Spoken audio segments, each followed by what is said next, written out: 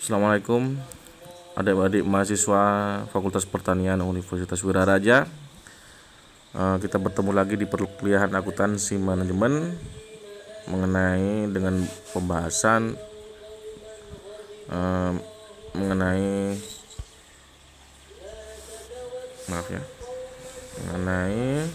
customs, konsep dan classification. Custom, konsep dan classification. Custom ini maksudnya adalah terminologi dari biaya. Kemudian kita akan belajar konsepnya dan juga akan belajar tentang klasifikasinya.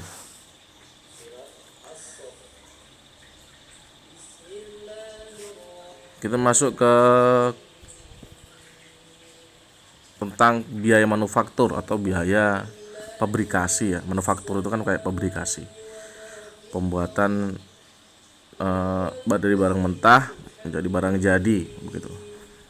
Dari mentah menjadi barang jadi dan barang siap dijual, begitu. Ini manufacturing cost, biaya manufaktur. Biaya manufaktur ini terdiri dari tiga.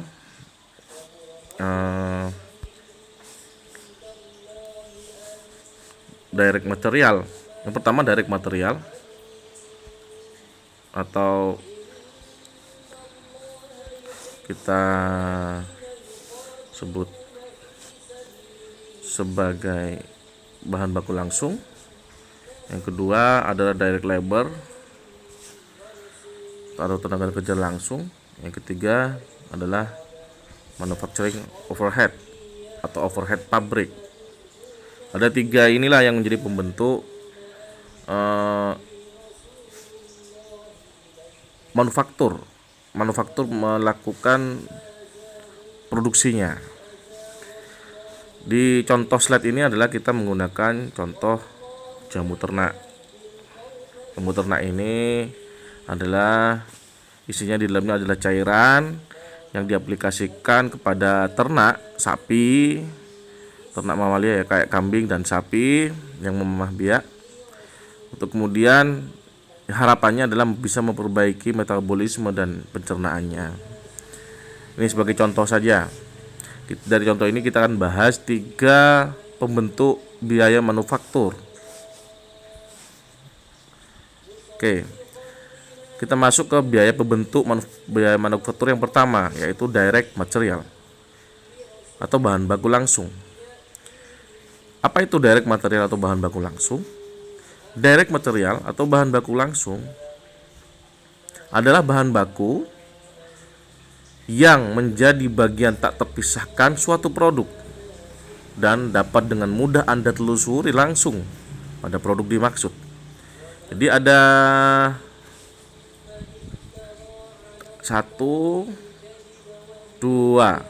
dua kata kunci sebenarnya yang bisa Anda ingat-ingat, bahwa biaya itu tak terpisahkan, kemudian mudah ditelusuri langsung pada produk. Tak terpisahkan dan mudah ditelusuri langsung pada produk. Maksudnya tak terpisahkan, contohnya adalah begini.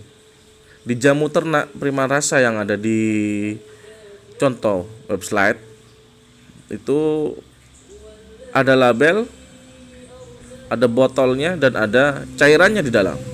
Nah, ini satu kesatuan yang tak terpisahkan dari produk jamu ternak Prima Rasa. Kemudian kata kunci kedua adalah mudah ditelusuri langsung. Ya, bisa Anda lihat bahwa label, botol, dan cairan mudah ditelusuri langsung. Maksudnya ditelusuri langsung itu kalau dalam bahasa sehari-hari itu bisa kita gunakan bahasa misalkan itu mudah diindra, bisa dilihat, diraba, dicium, nah diicip mungkin, nah begitu. Itu mudah ditelusuri langsung. Jadi direct material adalah bahan baku. Jadi bahan baku yang menjadi bagian tak terpisahkan suatu produk dan dapat dengan mudah ditelusuri langsung pada produk dimaksud. Jadi saya harap definisi ini mudah dan bisa memahami dengan produk-produk lainnya. Contohnya misalkan produk agribisnis. Contoh ini, misalkan ada kerupuk puli yang dikemas plastik bening. Biasanya kalau mahasiswa yang suka rujahan ini, kalau ke warung tuh biasanya ada kerupuk yang digantung itu ya harga 500-an, ya kerupuk puli. Jelas dapat bisa lihat apa bahan baku langsung dari kerupuk puli yang Anda sering beli di warung-warung itu. Pertama, plastik adalah salah satu bagian satu kesatuan utuh kerupuk puli, plastik kemasannya. Yang kedua adalah kerupuk puli itu tuh sendiri, yang kalau Anda cium-cium atau mungkin ada icip-icip tahu, oh ini ada tepung terigunya, oh ini ada garamnya, oh ini ada gulanya. Nah, berarti garam, gula, tepung dan sebagainya adalah bahan-bahan baku langsung yang mudah Anda telusuri. Plus juga plastiknya, jangan lupa bahwa plastik kemasannya adalah bahan baku langsung dari kerupuk puli. Karena sulit kemudian kalau misalkan ada orang jual kerupuk puli digantung tanpa plastik begitu. Kecuali kalau Anda belinya curah ya. Curah pun kadang-kadang pasti dibungkus plastik juga, plastik kresek. Kalau Anda sering jalan-jalan ke kota, Anda lihat ada kerupuk Karmayan ya, kerupuk yang melingkar-melingkar gitu. Kalau Anda suruhan 5.000 pasti akan dibungkus plastik juga. Plastik itu sebenarnya adalah bahan baku langsung dari produknya. Walaupun mungkin saja yang buat bukan dia, tapi produk plastik atau kemasan masuk bagian dari satu kesatuan utuh produk yang Anda jual. Kalau di sini contohnya adalah walaupun label kemasan ini dicetak oleh orang luar, maksudnya orang-orang selain perusahaan, maka tapi tetap saja disebut bahwa label adalah bagian satu kesatuan utuh dari suatu produk dan mudah ditelusuri. Oleh karenanya masuk dalam bagian bahan baku langsung, direct material. Nah, begitu sementara nanti kita lanjutkan di sesi berikutnya mengenai